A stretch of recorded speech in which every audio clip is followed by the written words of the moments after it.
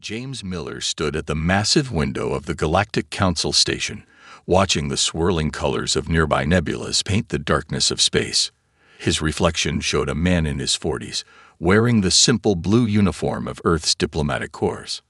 After 5 years of watching this war unfold, his face had grown older than his age suggested. The corridor behind him buzzed with activity as alien diplomats hurried to their next meeting. None of them paid attention to the human observer. That's all they saw him as. Just another primitive species representative, allowed to watch but never to participate. Another colony lost, he muttered, reading the latest report on his datapad. The Crest Empire had destroyed 3 Federation worlds in the past month alone. Each attack grew bolder, each response from the Council weaker. A tall, blue-skinned Council member walked past, deliberately avoiding eye contact. Miller had tried speaking with him last week about the rising civilian casualties. The alien had simply stated that humanity was too young to understand the complex nature of galactic politics. Miller turned away from the window and walked toward the observation gallery of the main council chamber. The room was enormous, with seats for thousands of representatives from across the galaxy. Earth's section consisted of exactly 3 chairs, tucked away in the far corner. The primitive species section, as some called it. Taking his usual seat, Miller watched the council's emergency session begin. The Federation's representative, a tall figure with crystalline features, stood at the center platform. Behind them, holographic images showed the latest destruction, an entire world turned to ash by the Crest Empire's planet killer weapons. 3 million civilians, the Federation representative's voice cracked with emotion. 3 million refugees who sought shelter on our colony world. The Crest Empire gave no warning. They gave no chance for evacuation. Miller's hands gripped his armrests tightly. He had visited that colony 2 months ago. He remembered the children playing in the parks, the families trying to rebuild their lives. Now they were gone, turned to dust by a government that saw them as nothing but targets. The Council's response was predictable. "We will increase economic sanctions against the Crest Empire," the head council member announced. "And we will send a formal protest about their violation of war conventions." Miller wanted to scream. Sanctions? A formal protest? Millions were dead, and the council was sending strongly worded letters. But he kept quiet, kept taking notes, kept playing the role of the passive observer. That's what they expected from humanity, to watch and learn from their betters. After the session, Miller walked back to his small office. The walls were covered with maps showing the war's progress. Red markers indicated fallen Federation worlds. Blue showed Crest Empire territory. The pattern was clear. The Empire was winning, and they were pushing closer to Earth's sector of space. His computer terminal blinked with a new message. It was from Tom Reynolds, one of Earth's intelligence officers stationed on the station. The message was short. "Need to meet. Maintenance level 3. Urgent." Miller straightened his uniform and headed for the lifts. As he descended to the maintenance level, he thought about Earth's position in all this. The Council saw humans as primitives, barely out of their Stone Age by galactic standards. They didn't know about the orbital shipyards hidden beneath holographic shields. They hadn't noticed the military technology Earth had reverse-engineered from damaged alien ships they'd been allowed to study.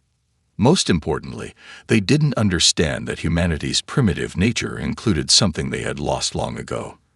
The absolute conviction that standing by while innocents died was not just wrong, but unthinkable. The lift doors opened to a dimly lit corridor.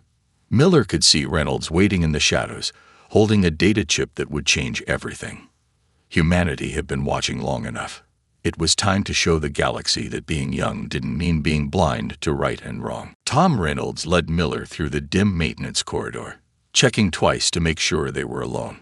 The intelligence officer's usually calm face showed clear signs of stress. He pulled out a small device and activated it, creating a field that would block any listening devices. "You need to see this," Reynolds said, inserting the data chip into his pad. "We intercepted communications from the Crest Empire's military command." His hand shook slightly as he brought up the files. Miller leaned in to look at the screen. His eyes widened as he saw the attack plans. "These are coordinates for future targets," he said quietly. "They're pushing towards Earth's sector," Reynolds finished. "3 of their planned targets are just 2 jumps away from our colony worlds. The Council knows about this, James. They've known for weeks." Before Miller could respond, both their emergency communicators buzzed. Another Council session was being called. The Crest Empire had launched a new attack. In the Council chamber, the atmosphere was different this time. Even the most composed alien diplomats showed signs of shock. The central hologram displayed a scene of pure horror. The Crest Empire hadn't just bombed their latest target. They had tested a new weapon that turned the very air toxic. 6 million dead in the first hour, the Federation representative reported, their crystalline form dulled with grief. The survivors. They paused, struggling to continue. The survivors are asking for mercy killing. The toxin is. The effects are. Miller watched the Council members' reactions. Some showed genuine horror. Others, he noticed, barely reacted at all. His trained diplomatic eye caught subtle signals. Quick glances between certain representatives, small nods, silent messages passed. Something wasn't right. After the session, Miller met Reynolds again, this time in a forgotten observation deck overlooking the station's docking bays. Reynolds had more data to share. "Look at these shipping records," Reynolds said, showing Miller another set of files.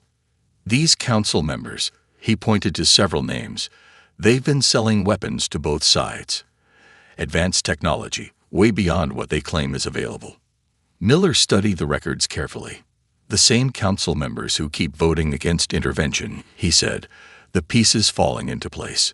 They're profiting from this war." "It gets worse," Reynolds continued. "Remember how they classified Earth as a primitive species 5 years ago? Look at the assessment team's original report."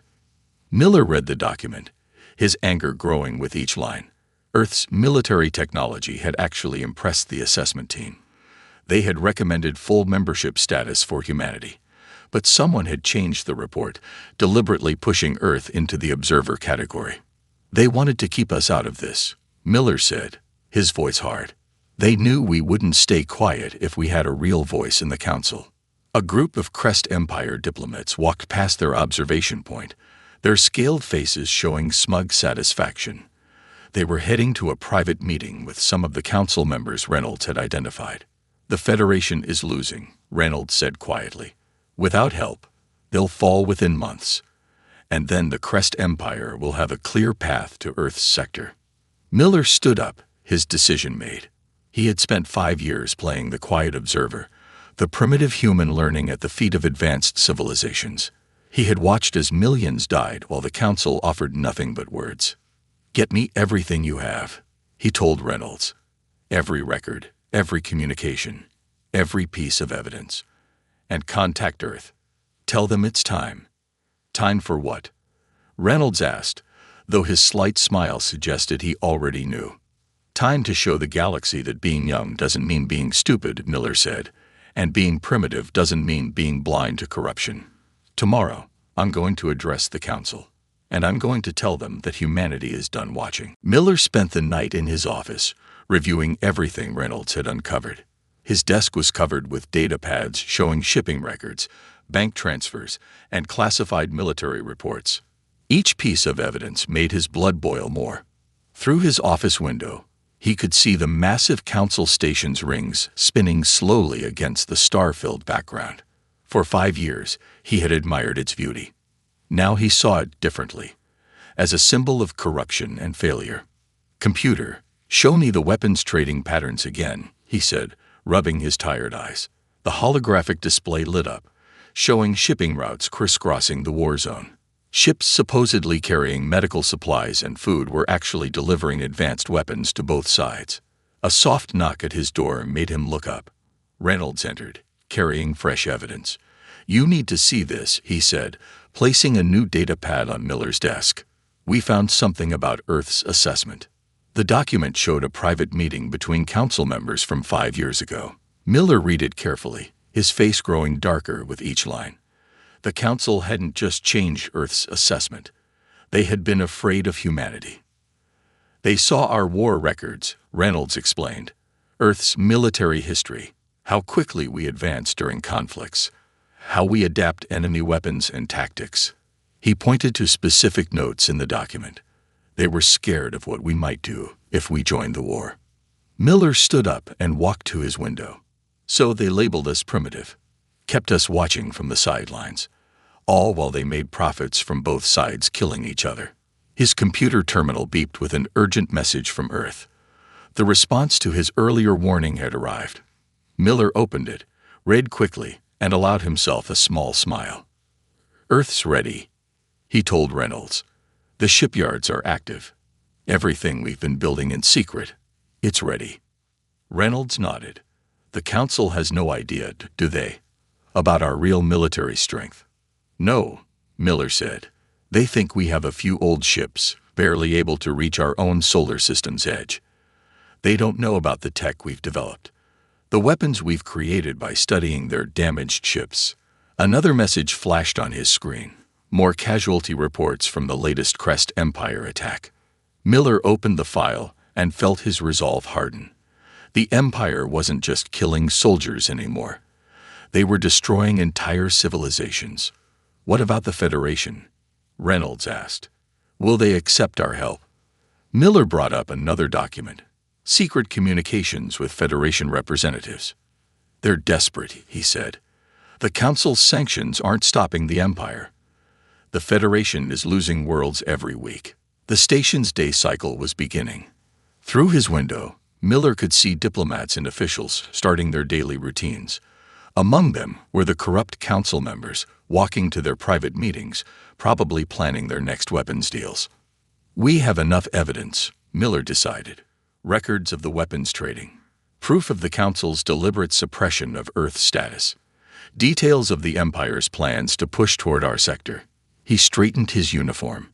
It's time. Reynolds looked concerned. They'll try to stop you from speaking. They'll say you don't have the right, that Earth is just an observer. Let them try, Miller said, gathering the key evidence onto one datapad. I'm done observing. Today, humanity shows the galaxy what happens when you mistake patience for weakness. As the morning station announcements began, Miller prepared for the most important speech of his life.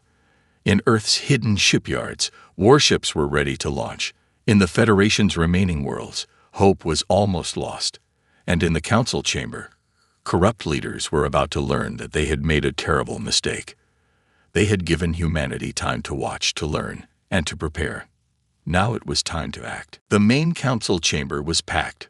Representatives from hundreds of worlds filled the seats, their quiet conversations creating a low hum throughout the massive room.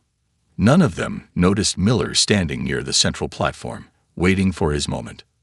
The head council member, a tall figure with gray skin, called the session to order. Today we will discuss further sanctions against the Crest Empire's recent actions, he began in his usual boring tone. Miller took a deep breath and stepped forward. Point of order, he said loudly, his voice cutting through the chamber. Earth requests immediate speaking rights. The chamber went silent. The head council member looked down at Miller with surprise and annoyance. Observer species do not have speaking rights during full sessions, he said dismissively. Please return to your designated area. Miller didn't move. Article 47 of the Council Charter, he said clearly, allows any species to speak when they have evidence of actions that threaten galactic peace. I invoke that right. The council members exchanged worried looks. They had forgotten about that old rule. Before they could object, Miller activated his datapad. The chamber's main holographic display came alive with evidence. For 5 years, Earth has watched this war, Miller began. We've watched millions die. We've watched the Crest Empire destroy worlds. And we've watched this council do nothing but talk. He brought up the shipping records. These council members, he pointed to specific names, have been selling weapons to both sides. The chamber erupted in shocked whispers as the evidence appeared. They've made billions while claiming they want peace. Several council members stood up, trying to object. But Miller's voice grew stronger. You kept Earth as an observer because you were afraid of us. afraid of what we'd do if we saw what was really happening. Well, we saw everything. The Federation representative leaned forward, hope showing on their crystalline face for the first time in months.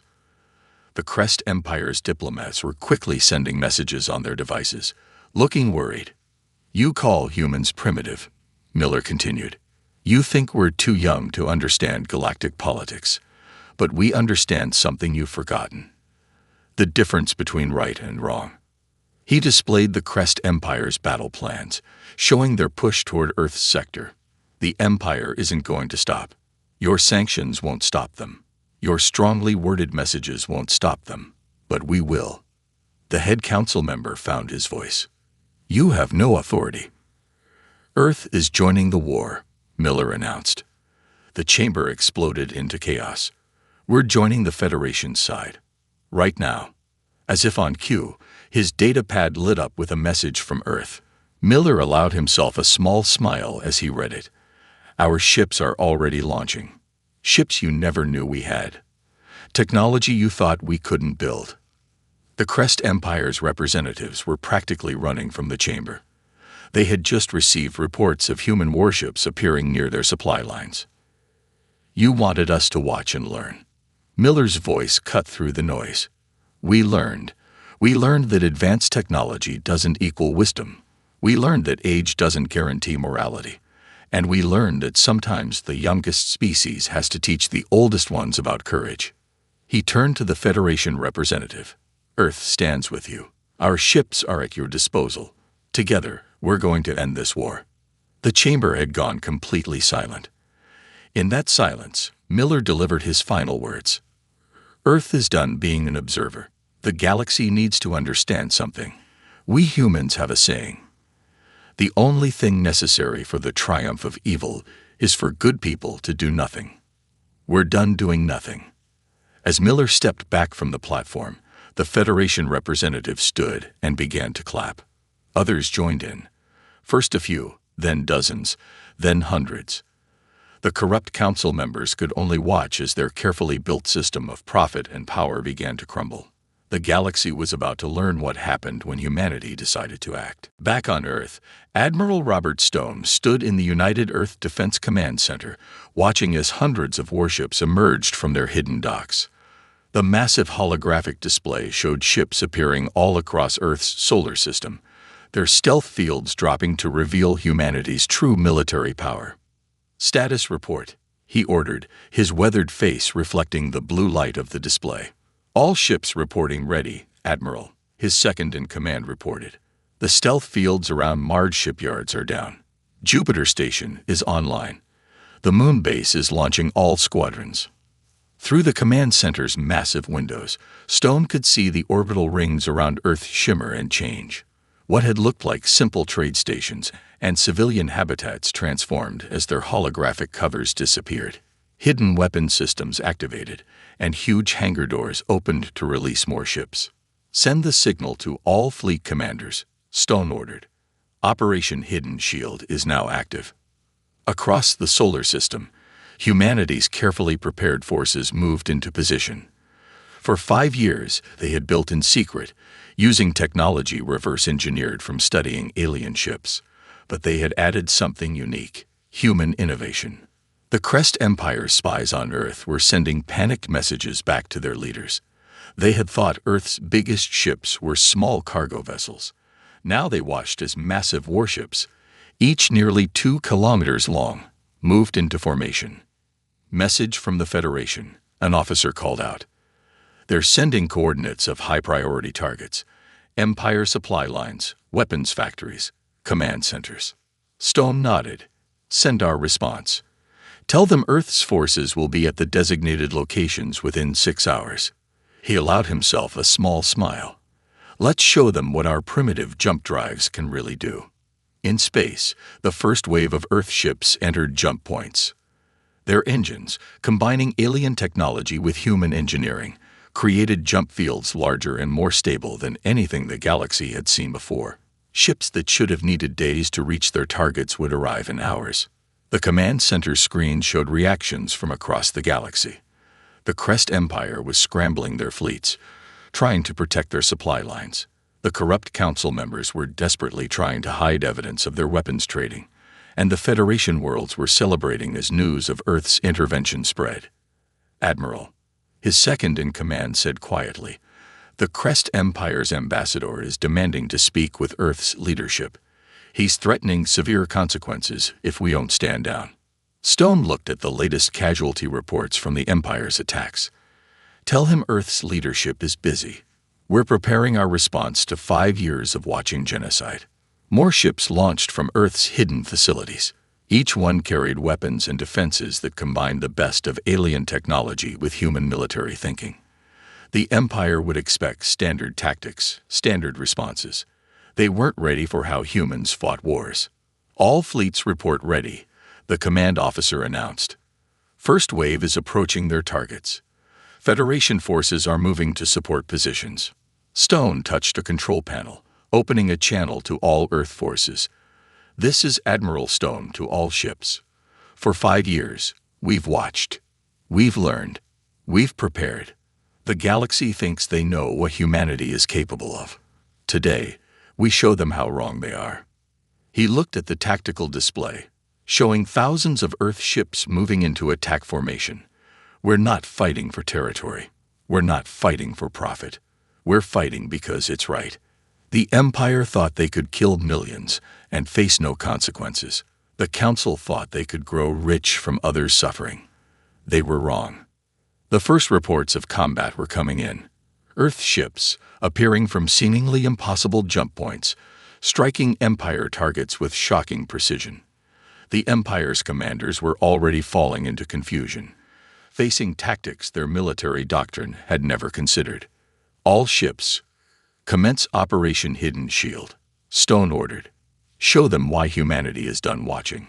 The galaxy was about to learn that sometimes the most dangerous opponent isn't the one with the most advanced technology.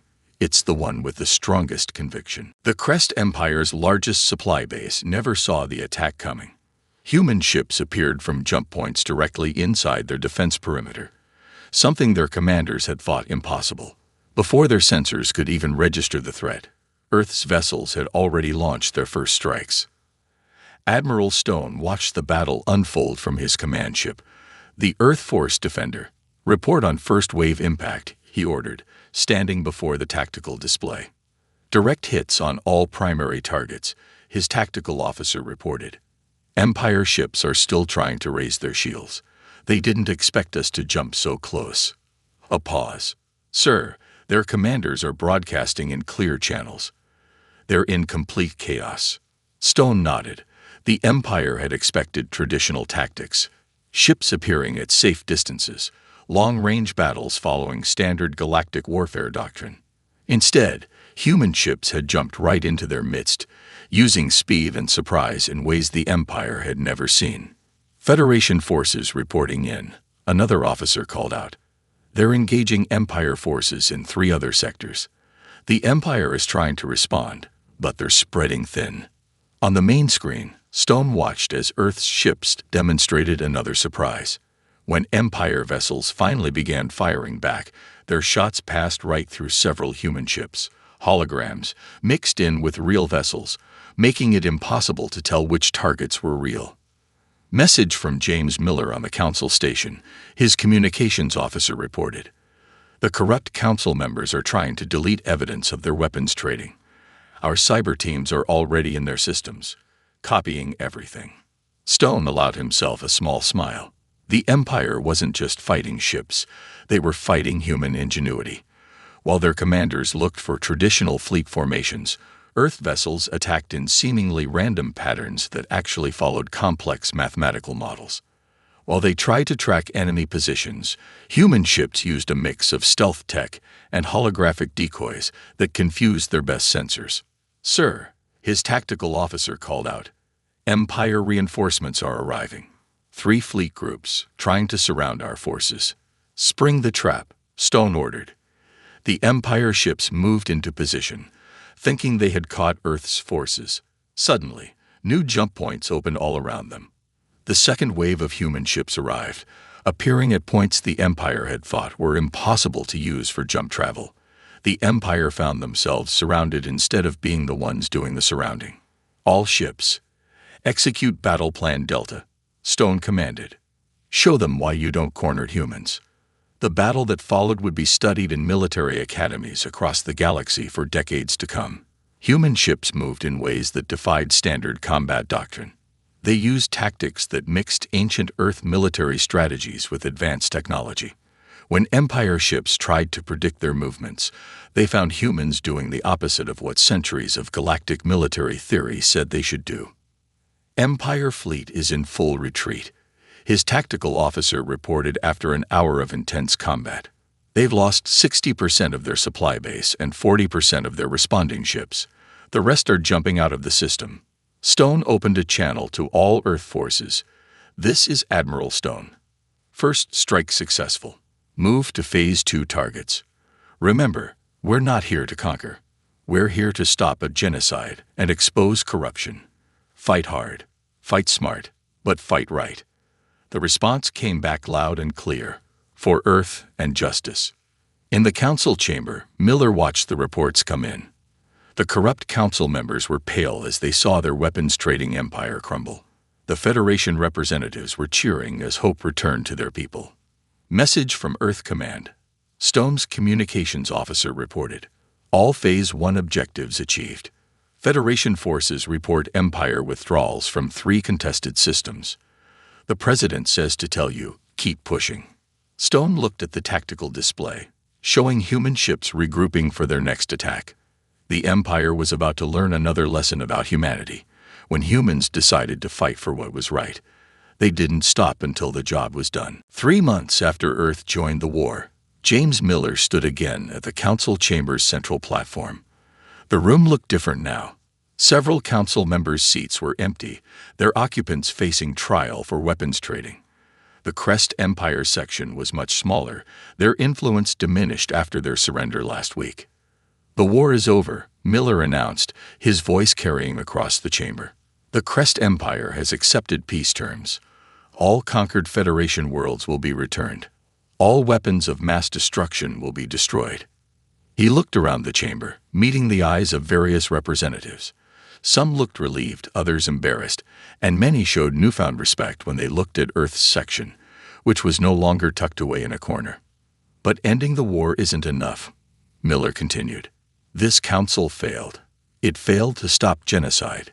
It failed to protect the innocent. Some of its members profited from the suffering of billions.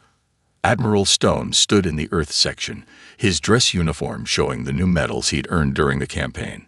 Next to him, Federation representatives nodded in agreement with Miller's words. Therefore, Earth proposes a new council charter, Miller said, bringing up the document on the chamber's displays. No more primitive status used to silence new voices. No more private weapons trading. No more watching genocide and calling it neutrality. The new charter appeared on everyone's screens. It was simple, direct, and focused on action rather than endless debate, just like humanity's approach to the war had been. Some said humans were too young to understand galactic politics, Miller continued. But youth sees things age, sometimes forgets. Youth remembers that power comes with responsibility. Youth still knows right from wrong. He gestured to the tactical display, showing the state of known space. Earth's ships are returning home. The Federation is rebuilding. The Empire is disarming. Now comes the hard part, making sure this never happens again. The voting began. Some council members looked unhappy, but none dared oppose the changes, not with Earth's proven military strength and moral authority backing the reforms. The new charter passed with an overwhelming majority. Later, in his office, Miller looked out at the station's view of space. Reynolds joined him, carrying 2 cups of coffee. Hard to believe it's been only 3 months, Reynolds said, handing Miller a cup. The galaxy's completely different now. Miller nodded. The Empire's war machine is dismantled. The corrupt council members are facing justice. The Federation is free. He took a sip of coffee. And humanity has shown exactly what we can do when pushed too far. His computer chimed with a message from Earth. The hidden shipyards were being converted to public use, now serving as centers for technological cooperation between species. Earth's primitive status was officially removed, replaced with full council membership. They're calling it the human revolution in some sectors, Reynolds mentioned. Not because we conquered anyone, but because we showed them a different way. Direct action against evil. Technology with moral purpose. Power used to protect, not profit. Miller smiled. And to think they thought they were keeping us safe by making us observers. They never understood. Humans don't do well just watching. We need to act. To help. To make things right. Through his window, he could see ships from various species docking at the station. Federation vessels flew proudly again. Even a few Empire ships were there, under the new peaceful government. And among them all, Earth ships moved with quiet confidence, their presence a reminder of humanity's emergence onto the galactic stage. The galaxies learned something important, Miller said. Being young doesn't mean being wrong. Being less advanced doesn't mean being less wise. He turned to Reynolds. And being human means never standing by when we can stand up. As the station's day cycle began again, Miller prepared for another council session. But this time, he wasn't walking in as an observer. He was walking in as the representative of a species that had proved itself, not through age or technology, but through the oldest human traits of all: courage, justice, and the determination to do what was right.